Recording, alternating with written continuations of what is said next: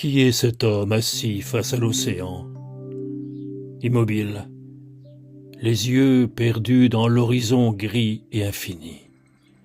Le vent salé vient frapper son visage, tandis que les vagues déroulent leur éternelle plainte sur le sable humide.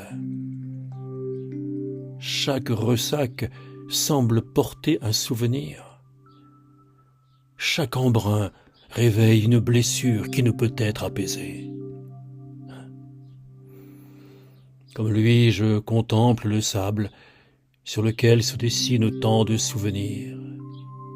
Autrefois, cet endroit était, pour lui comme pour moi, notre royaume.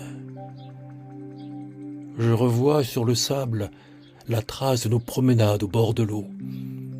Le chien courant devant nous, fou de joie comme nous, elle, pendue à mon bras, elle riait de ce rire clair qui ressemblait au soleil lorsqu'il se lève sur la mer. Moi, j'effleurais sa main avant de mêler nos doigts, et nos mains restaient ainsi entrelacées comme si rien au monde ne pouvait les séparer.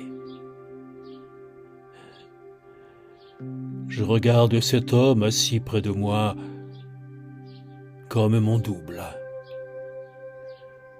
Je me souviens des repas qui s'éternisaient au restaurant parce que nous préférions nous regarder plutôt que manger, et nos doigts qui se cherchaient encore et encore.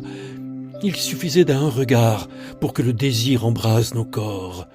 Puis, les nuits brûlantes, les étreintes passionnées où nos souffles se mêlaient parfois jusqu'à l'aube, comme si aimer était devenu une nécessité vitale.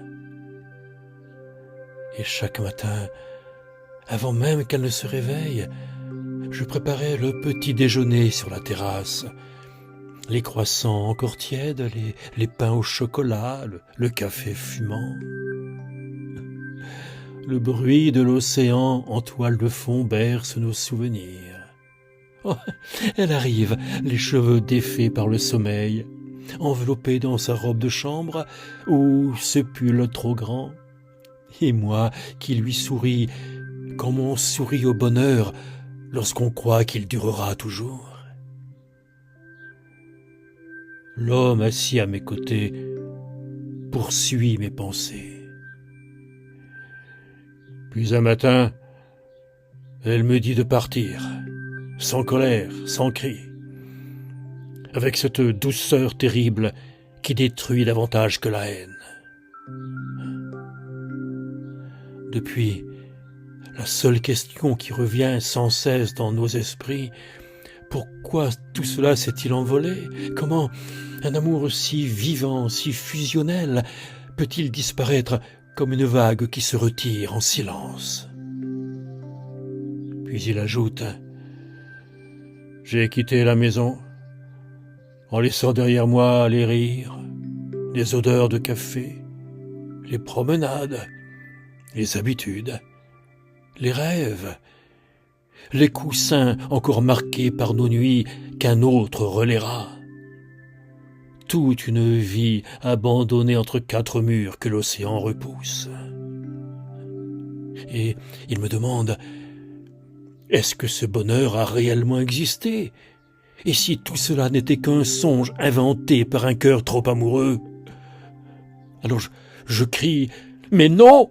Ce n'était pas une illusion! Mon cœur souffre trop pour cela.